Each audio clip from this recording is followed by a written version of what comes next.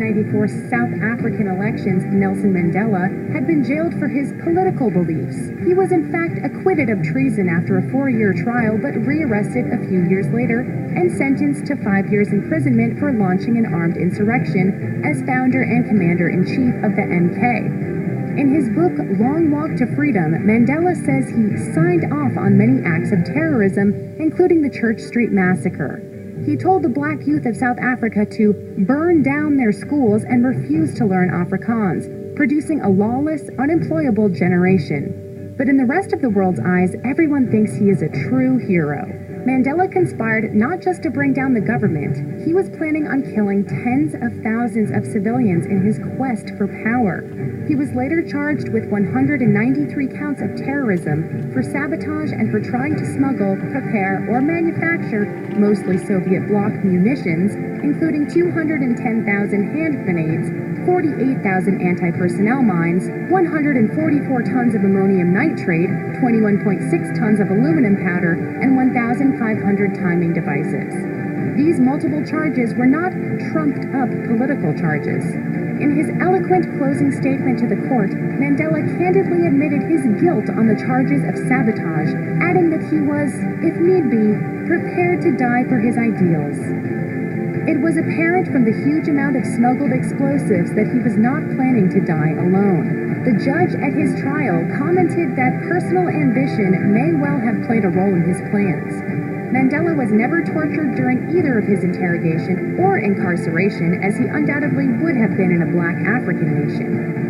Even Amnesty International refused to take on Nelson Mandela's case because they asserted that he was no political prisoner, but had committed numerous violent crimes and had a fair trial and a reasonable sentence.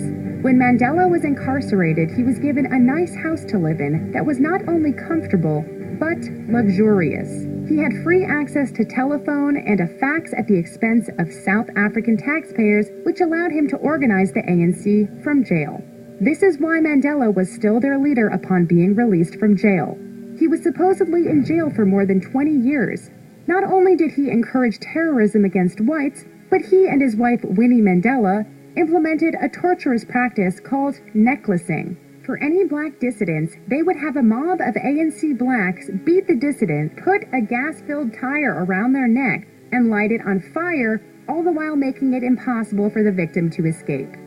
President P.W. Botha told Mandela back in 1985 that he could be a free man as long as he did one thing: publicly renounce violence. Mandela refused. The bottom line is that Nelson Mandela never publicly renounced violence, and we should never forget that. Towards the end of Mandela's time in prison, he began talks with the government. When President Botha suffered a stroke and was forced to resign, F.W. de Pleur took the reins. Mandela and de Pleur made parliamentary moves to pave the way for the ANC to get together and negotiate. When Parliament opened that following February, de Pleur announced that all political parties were to be unbanned and all prisoners released. On February the 11th, 1990, Mandela was freed. Upon Mandela's release from prison, he and Winnie divorced, and he had to pay millions of dollars in settlements. The obvious question is, where did this money come from if he had been sitting in jail for decades? Mandela then moved into an even more luxurious house in Johannesburg, but kept a small shack in Soweto for when he needed to do interviews and appearances. This way he could create the illusion that he was poor when he was anything but that. In 1989, a year before Mandela was freed, Frederick de Klerk, a Freemason with ties to B'nai B'rith, the Jewish Masonic fraternity which controls the ADL, was elected president of South Africa. President Frederick de Klerk was a Jewish-backed candidate with ties to the international Zionist establishment. De Klerk worked for and eventually achieved the Jewish goal of black rule in South Africa.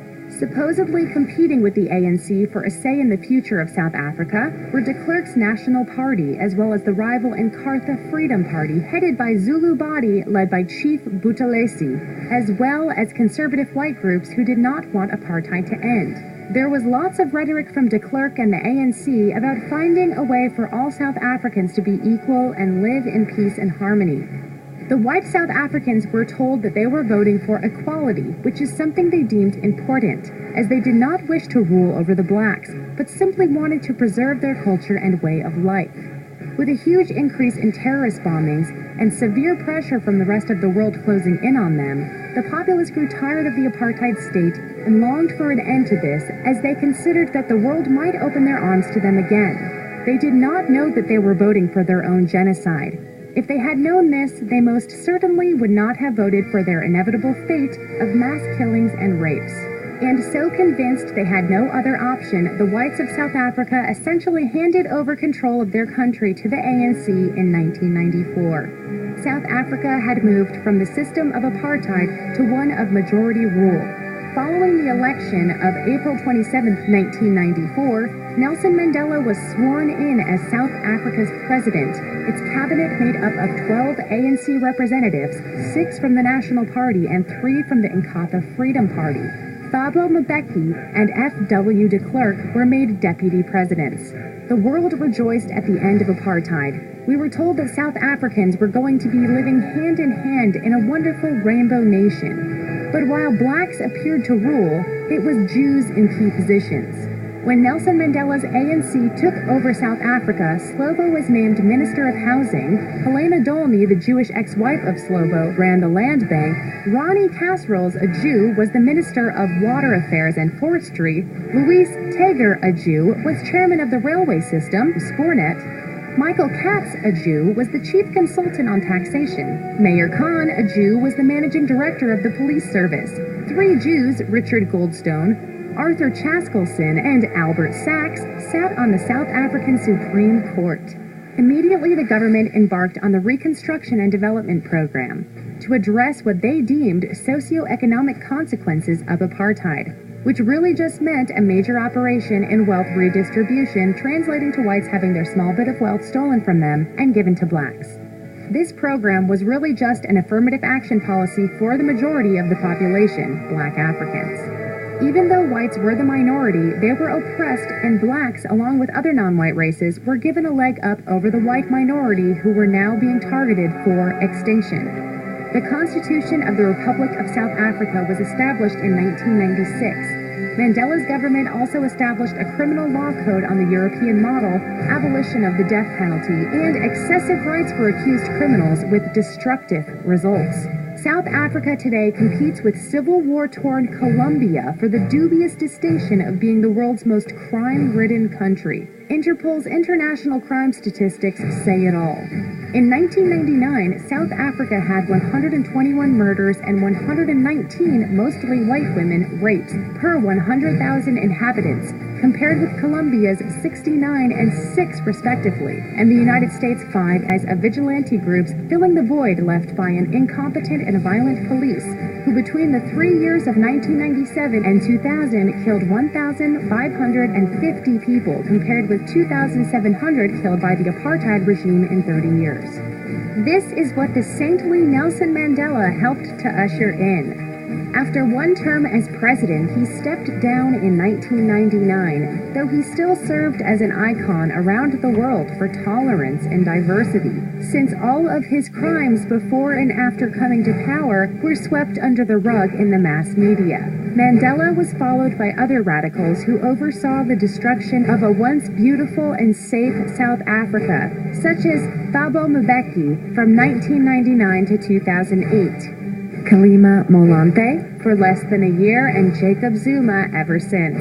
It was Zuma who announced the death of Nelson Mandela in December 2013. World leaders from all over flew into South Africa to congregate and mourn with Zuma, while the media cried about the loss of such a hero for civil rights.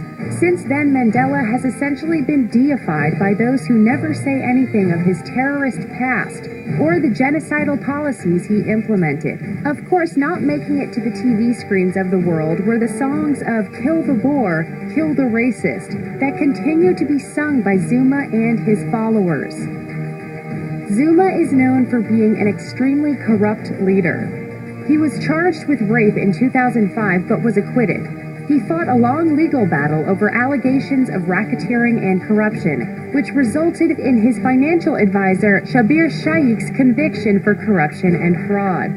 On April 6, 2009, the National Prosecuting Authority dropped the charges, citing political interference, although the decision has been challenged by opposition parties, and as of 2016, the matter is still before the courts.